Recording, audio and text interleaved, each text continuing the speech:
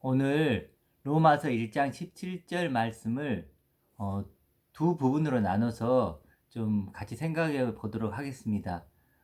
이번 영상 찍을 것은 전반부, 복음에는 하나님의 의가 나타나서 믿음에 이르게 하나니, 이 부분을 같이 나누기를 하고, 이따 저녁에는 오직 의인은 믿음으로 말미암아 살리라, 이게 무슨 뜻인지 그걸 같이 나눠보는 시간을 갖도록 하겠습니다. 이번 시간에는 앞부분, 복음에는 하나님의 의가 나타나서 믿음에 이르게 하나니, 이 부분을 같이 나눠보도록 하겠습니다. 이 부분은 사실 신학자들 사이에서도 많은 논쟁이 있어요. 하나님의 의가 도대체 뭔가, 그 믿음으로 믿음에 이른다는 것이 무엇인가, 정말 여러 가지 어떤 논쟁을 많이 하는 부분이고 난해의 구절 중에 하나라고 이렇게 얘기를 많이 합니다. 이 본문을 우리가 그래도 같이 나눠보도록 하겠습니다. 하나님의 의, 어찌 생각하면 굉장히 좀 쉬울 수 있어요. 하나님의 의잖아요. 하나님의 의. 그러니까 의라는 건 옳은 것이에요. 그러니까 옳은 것이라고도 할 수 있고, 하나님이 옳게 여기는 것, 또 하나님이 원하시는 것, 바라시는 것, 기뻐하는 것, 이렇게 얘기할 수 있겠죠. 또 우리가 원어적으로 그때 얘기할 때는 뭐라고 했죠? 기준에 일치한다, 이러겠죠. 기준에 일치한다. 하나님의 기준에 일치하는 것. 그래, 저울을 이렇게 얘기했었잖아요. 저울을 놓고 그리스도라는 하나님의 의가 있고, 또 한쪽에서는 또 거기에 딱 올라서면 그걸 하나님이 의롭다 여겨주신다고 했잖아요. 그렇죠? 그래서 새로운 기준이라고도 할 수 있어요. 하나님의 의는. 하나님의 의는 하나님이 옳게 여기시는 것, 원하시는 것, 바라시는 것, 기뻐하시는 것, 하나님의 새로운 기준, 뭐 이렇게 얘기할 수 있을 것입니다. 그러면 그 의가 나타났대요. 이 나타났다는 뜻은 뭘까요? 나타났다는 것은 계시되었다는 거예요. 계시되었다는 것은 덮개가 이렇게 벗겨지는 거예요. 덮개가 벗겨지는 것이고, 또 뚜껑 같은 게 있으면 그게 열리는 거죠. 뭔가 감춰졌던 게 있었는데 그게 벗겨져서 밖으로 드러나는 것, 그게 나타났다고 하는 거예요. 예를 들어 비밀로 있어, 하나님의 비밀이 숨겨져 있었네요. 그런데 그게 덮여져 있던 것이 벗겨졌으면 뭐예요? 비밀이, 이제 하나님 비밀이 밖으로 드러나고 이제 알려진 거죠. 이게 바로 나타났다는 거예요. 근데 뭐가 나타난 걸까요? 여기서 이제 그 계시가 됐다고 했을 때 이 단어를 보면 법궤 얘기를 하는 거예요. 성소와 지성소가 있는데 지성소 안에는 법궤가 있어요. 법궤는 이 뚜껑으로 덮어져 있는데 그걸 이렇게 여는 거죠. 벗겨내는 거죠. 그럼 그 안에 뭐가 있냐면 언약의 말씀, 약속의 말씀이 있어요. 약속의 말씀. 결국 그 나타났다는 것은 바로 그 약속의 말씀이죠. 그러면 이 약속의 말씀은 뭔가? 이 약속이란 단어 속에 이게 히브리어로 풀어보면 여기에 이제 대답이 있는데, 히브리어로 약속은 창조하다, 만들다, 일하다, 이런 뜻이 있고, 그것과 아들이라는 뜻이 합쳐지는 거예요. 그럼 뭘까요? 하나님의 약속이라는 것은 아들로 내가 창조하고 만들고, 그렇게 만들도록 내가 일하겠다는 거죠. 그렇죠? 일하겠다는 거예요. 다시 한번요. 하나님의 약속은 하나님의 아들을 창조하고 만들고, 그런 존재로 창조하기도 일하겠다는 그런 것이 하나님의 약속이에요. 그리고 이게 현재 수동으로 되어 있으니까 현재는 현재형을 썼다는 건요, 계속해서 그렇게 한다는 거예요. 그러면 지금도 나타나 있는 거죠. 지금도 하나님이 그렇게 우리를 하나님의 아들로 만드시고 창조하시고 일하고 계신다는 의미가 포함되어 있는 것입니다. 그런데요, 하나님의 의가 나타난 사건이 있죠. 분명하게 나타난 사건, 보여진 사건인데 그게 뭐죠? 세례죠, 세례. 예수님이 세례를 받으시고 올라왔을 때 하늘이 열리고 무슨 소리가 나죠? 이는 내 사랑하는 아들이요 기뻐하는 자라. 그렇죠. 거기다 알 수 있는 건 뭐예요? 그게 바로 하나님의 의가 나타난 거죠. 의가 보여진 거죠. 하나님의 아들이신 그리스도가 나타난 거죠. 그렇죠. 그게 하나님의 의가 나타난 사건이라고 볼 수 있습니다. 그래서 하나님의 의가 나타났다는 걸 크게 두 개로 이렇게 설명해 볼 수 있어요. 하나님의 의가 나타났다는 것은, 첫 번째는 하나님의 아들이신 그리스도가 나타났다는 거예요. 하나님의 아들이신 그리스도가 나타났다. 두 번째는 뭘까요? 그랬으니까 구경꾼 되라는 걸까요? 아니죠. 너도 똑같이 하나님의 아들이 되라는 거예요. 그렇게 되라는 거죠. 결국 그렇게 돼서 하나님의 아들됨의 기쁨과 자유를 누리라는 거예요. 너도 예수 그리스도처럼, 하나님의 아들이신 예수 그리스도처럼 그렇게 하나님의 아들이 되어서 정말 하늘의 기쁨과 자유를 누려라. 영생을 누려라. 그렇죠. 하나님의 것을 모두 가진 그런 아들됨의 기쁨, 그 영광을 누려라. 이거예요. 이거 하나님의 우리를 향한 초대고 부르심이죠. 어찌 보면 이게 진짜 복음 아닙니까? 여러분, 이게 정말 기쁜 소식 복음이죠. 내가 육신에 갇힌 내가, 이게 전부라고 생각했던 내가 정말 하나님의 영광스러운 아들이 될 수 있는 그 길이 열렸다는 거. 그렇죠? 그것이 바로 복음이라고 생각을 하는데, 근데요, 어떤 분들은 이렇게 물어볼 수 있어요. 그런데요, 여전히 나는 세상 속에 살고 있고, 여전히 연약한 존재다. 연약한 존재고, 세상 풍파에 휩쓸릴 수밖에 없는 존재고, 또 죄도 짓고 잘못도 한다. 근데 우리가 어떻게 그런 하나님의 아들이 되는 기쁨과 자유를 누리고 막 살 수 있느냐? 난 정말 너무 어렵다. 불가능한 것처럼 느껴진다. 지금 보이는 세상 속을 내가 살아가는 것도 힘든데, 보이지 않는 그런 하나님의 아들을 뭐 내가 알아가고 뭐 기쁨과 자유를 누린다, 이런 건 너무 좀 어렵지 않느냐, 불가능하냐, 이렇게 생각하는 사람도 있을 겁니다. 여기서 우리가 좀 생각해 봐야 될 게 있어요. 잘 이해를 좀 이 시간에 좀 했으면 좋겠습니다. 지금 우리가 나누고 있는 하나님의 아들은 하나님의 약속한 존재죠. 약속을 했다는 건 뭐죠? 미래적인 존재죠. 미래에 우리가 될 존재예요. 아무리 우리가 엄청난 존재가 됐을지라도 그건 약속된 거고 미래적인 존재죠. 그럼 현재 속에 누가 있죠? 이 현재 속에는 현실적으로 존재하는, 실제로 존재하는 나는 누구죠? 바로 육신을 입고 있는 나예요. 육신을 입고 있는 나. 이게 현재적이고 실제적인 나죠. 눈만 뜨면 보게 되는 나고, 그렇죠? 만질 수 있고, 이런 나란 말이에요. 그러니까 사실은 우리에겐 두 개의 내가 있는 거예요. 하나는 뭐죠? 지금 현재적으로 내가 실제적으로 경험하고 있는 육신을 입고 있는 나. 또 하나는 누굽니까? 바로 하나님이 약속하신 그 미래적인 그런 나. 하나님의 아들인 나. 그 나는 당연히 믿음으로 또 소망으로만 경험하고 만날 수 있고 누릴 수 있는 나죠. 그래 자꾸 위의 것을 생각을 하는 게 바로 그런 의미예요. 위의 것을 생각 안 하면 당연히 나는 이것만 나로 생각을 하잖아요. 그렇죠? 이건 분명한 현실이니까. 그래도 자꾸 우리 위의 것을 생각해서 믿음과 소망을 통해서 그런 새로운 나, 그리스도 안에 피조물이 된 나, 하나님의 아들이 된 나, 그걸 경험하고 누리라는 거예요. 이제 우리가 지금 알아야 될 건요, 우리가 두 개의 내가 있다는 거예요. 두 개의 내가 있다. 그래서 우리가 이제 보배를 가진 질그릇이잖아요. 여전히 보배를 가졌지만 나는 육신을 갖고 있는 질그릇과 같은 존재예요. 이 질그릇은 아직도 세상 속에서 이렇게 코로 호흡하고 살 수밖에 없는 그런 존재예요. 밥을 안 먹으면 배고프고, 잠을 안 자면 또 뭐예요? 피곤하고, 또 병이 나면 아프고, 이렇게 연약한 존재란 말이에요. 그런데 이런 연약한 존재 안에 또 다른 보물 같은 또 다른 내가 있다는 거예요. 그는 하나님이 약속한 완성된 나죠. 비교할 수 없는 차원이 다른, 그럼 부유한 존재고 모든 것을 가진 자고 강한 존재고 영원한 존재, 그런 하나님의 아들인 나. 창세전부터 정말 하나님 주고자 했던 그런 나, 모든 것이 준비되어 있는 하나님의 아들인 나. 정말 그런 아들이 어떤 나일까? 야, 정말 저는 굉장히 기대하고 그런 내가 되기를 간절히 소망하고 있습니다. 그리고 그런 나는요, 정죄가 없어요. 우리가 정죄가 없다 그러면 헷갈리는 거, 나는 죄도 짓는데 왜 정죄가 없다 그러지? 그건 육신의 나를 얘기할까요? 그 완성된 아들인 나를 얘기할까요? 당연히 완성된 아들인 나를 얘기하죠. 정죄가 없다는, 죄 자체가 없다는 거예요.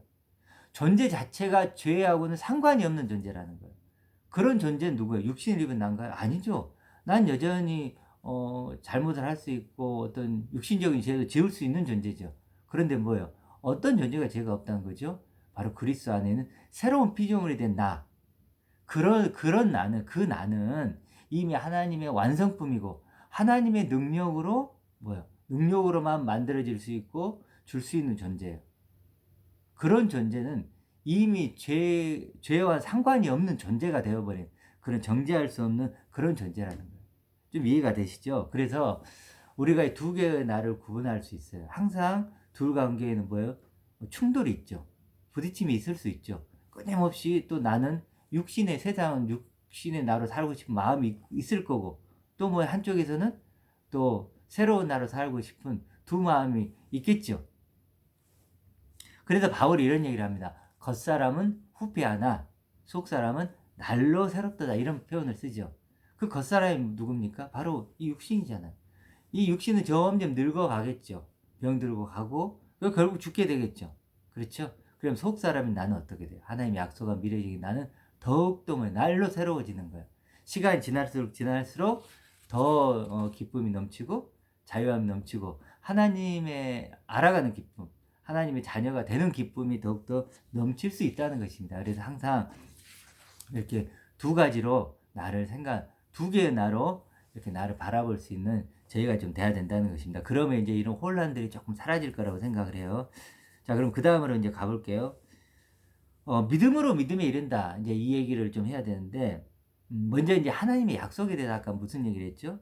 하나님의 약속은 하나님의 아들로 나를 창조하고 만들고 또 그러기 위해서 일하고 계신다고 했죠. 근데 그게 현재 수동형이거든요. 그러면 지금도 계속 일하신다는 거예요. 하나님이요, 나를 하나님으로 만들고 창조하기 위해서 지금도 일하고 계신다는 거예요. 예수님이 뭐라 그랬죠? 아버지가 일하시니 나도 일하신다 그랬잖아요. 하나님은 지금도 나를 만들어 가시는 거예요. 어떤 나로 만들어 가실까요? 믿음으로 믿음에 이르는 자가 되도록 만드는 거예요. 믿음으로 믿음에 이르는 자가 되도록 지금도 일하고 계시고 지금도 나를 그렇게 만들어 가신다는 거예요. 그게 결국 하나님 아들로 나를 완성해 가는 길이니까.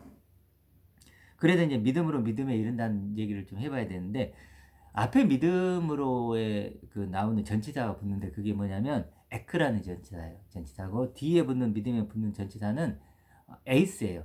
이게 전치사가 몇 개 안 되니까 이런 거 좀 외워두는 것도 좋을 것 같아요. 에크는 뭐냐, 영어로 from에 가까워요. 뭐뭐로부터 이런 뜻이에요. 뭐뭐로부터 출발점이죠. 에이스는요, 뭐뭐를 향하여, 뭐뭐 안으로 이런 뜻이 있거든요. 향하여는 뭐예요? 목적지잖아요. 영어로는 뭐예요? to예요, to. 그래서 여러분들이 이제 중학교 때 배웠을 거예요. from A to B, from A to B. A로부터 시작해서 B에 도착하는. 그래서 출발지는 A예요. from. 도착지는 뭐냐? 목적지는 B죠. 그래서 여기서 보면 대입을 시켜보면 앞에 믿음으로는 뭐죠? 하나님의 믿음이 하나님에게서 믿음이 나와요. 그렇죠? 출발을 한다는 거예요. 그래서 어디를 향하는 거죠? 나의 마음 안. 거기가 목적지고 도착지예요. 그게 to에 해당하겠죠. 그러니까 하나님의 믿음이 출발을 해서 와서 어디로 온다고? 내 마음의 목적지고 도착지라는 거예요. 이게 바로 믿음에 이른다는 거예요. 그러면 어떻게 하면 이 하나님의 믿음이 내 마음으로 와서 내 믿음이 될까요? 그럼 그 방법은요, 말씀을 통해서예요. 그리스도의 말씀으로. 그렇죠. 믿음은 들음에서 뭐요? 믿음은 들음에서, 들음은 그리스도 말씀으로부터, 그러잖아요. 그러니까 하나님 그리스도의 말씀, 뭐 하나님의 말씀이기도 하고 그리스도의 말씀이기도 한데, 이 말씀을 통해서 믿음으로 믿음에 이르게 한다는 거예요. 이제 육에 갇혀 있잖아요. 우리는 육을 입고 있고 육에 갇혀 있는, 이게 전부라고 생각했잖아요. 이게 생각하는 나에게 와서 말씀을 이렇게 불러내는 거예요. 말씀으로. 너 그런 존재 아니야. 너 육에 갇혀 있는 그게 너라고 생각해. 그게 전부라고 생각해. 그게 아니야. 난 너에게 더 큰 너를 보여줄게. 너를 알려줄게. 이렇게 얘기하시는 거예요. 마치 아브라함을 불러내잖아요. 불러내가지고 뭇별들을 보아라 이렇게 얘기하잖아요. 뭇별들을 보게 하잖아요. 불러내가지고. 마치 그런 것 같은 거예요. 육에 갇힌 나에게 와가지고 하나님의 말씀으로 불러내신 거예요. 그리고 진짜 나를 보여주는 거예요. 진짜 나를 알려주는 거예요. 영원히 살아갈 그런 나를 알려주고 보여주는 거예요. 그게 바로 하나님의 믿음으로 믿음에 이르게 도착하는 방법인데, 이제 믿음이라는 단어 속에 이런 것도 있어요. 설득하다 이런 뜻도 있어요. 설득하다. 결국 말씀을 가지고 하나님이 나를 설득하시는 거예요.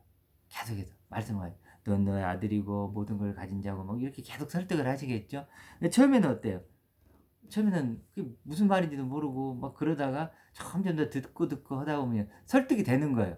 그래서 사실은 이제 설득을 하나님이 하시고 나는 설득을 당하는 거죠. 그래도 결국 설득 당하면 어떻게 될까요? 그러면 하나님의 믿음이 내 마음에 와서 내 믿음이 되는 거죠. 그게 믿음으로 믿음에 이르는 거죠. 근데 그 믿음은 하나님의 믿음이 있고 내 믿음이 있다면 그 믿음은 크기가 같을까요, 다를까요? 당연히 다르겠죠. 하나님의 믿음은 뭐 내가 상상할 수 없을 만큼 크겠죠. 내 믿음은 뭐예요? 그거에 비해서는 너무 작겠죠. 초라하고 연약한 믿음일 뿐이죠. 그렇죠? 그럼 계속해서 나는 그 믿음을 키워가는 거예요. 하나님의 믿음을 닮아서.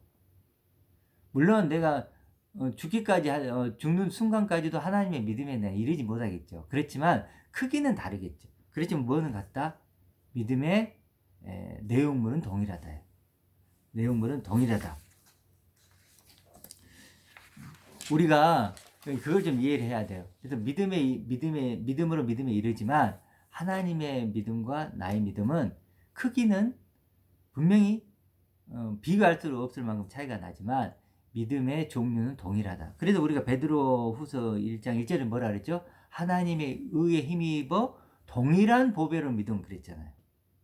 그러니까 하나님의 그건 하나님의 믿음이라고도 할 수 있으니까 하나님의 믿음에 힘입어서 우리가 힘입어서 믿음을 갖게 되는데 그 믿음은 어떤 믿음? 동일한 믿음 이렇게 얘기했잖아요. 자, 이걸 좀 이해해 줬으면 좋겠고 한 예만 더 들어볼게요. 이 부분에서 믿음으로 믿음이 일어나는 게 무엇인지 이런 예를 한번 들어볼게요. 제가 고아예요. 고아인데 어떤 분들이 와서 이제 그 입양을 하겠다고 왔어요.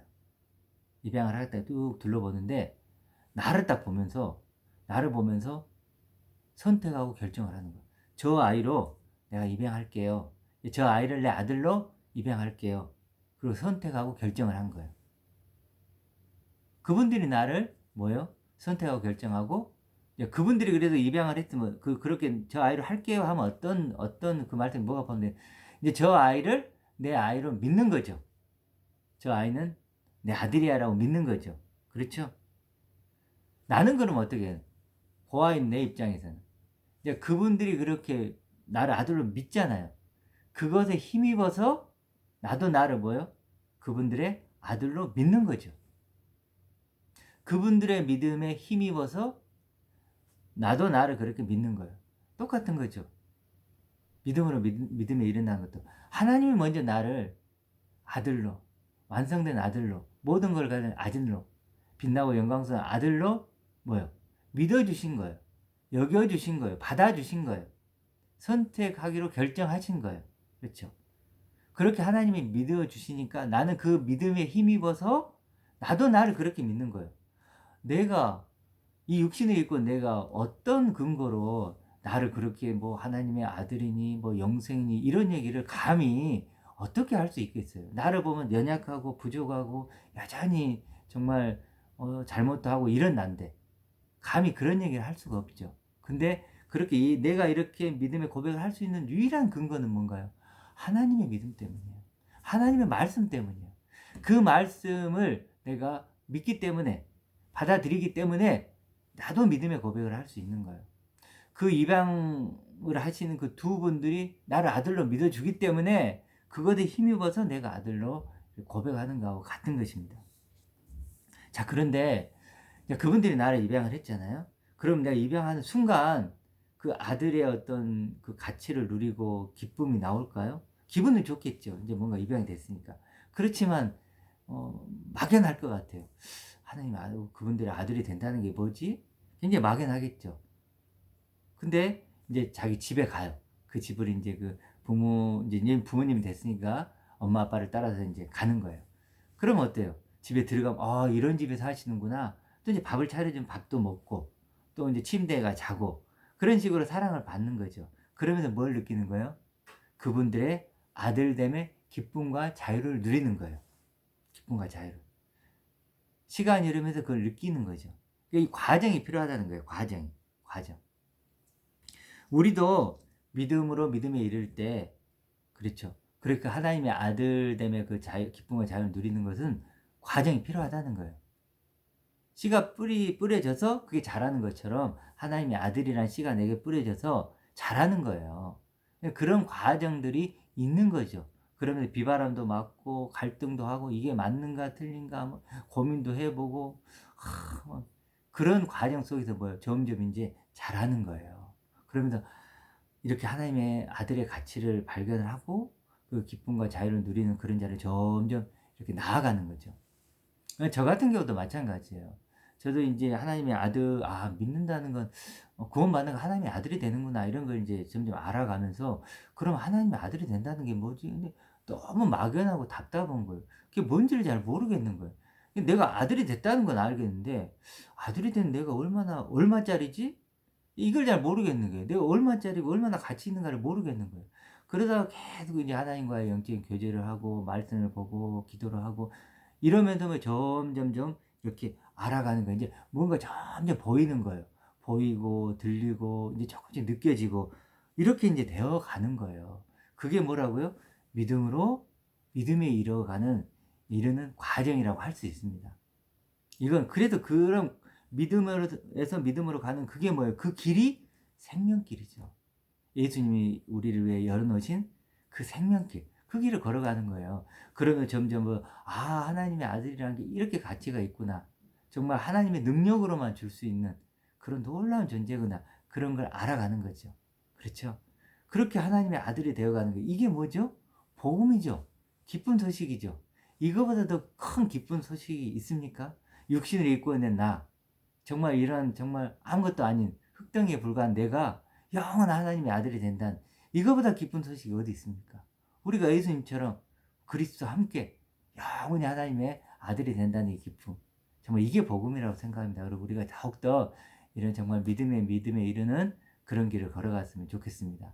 그리고 인제 이따가는 이제 오직 의인은 믿음으로 말미암아 이걸 또 같이 나눠 보도록 하겠습니다. 오늘 이 영상을 보시면서 정말 내가 가진 믿음이 어떤 믿음인가 그걸 잘 한번 생각해 보시면서 살아가는 오늘 귀한 하루가 되시길 소망합니다.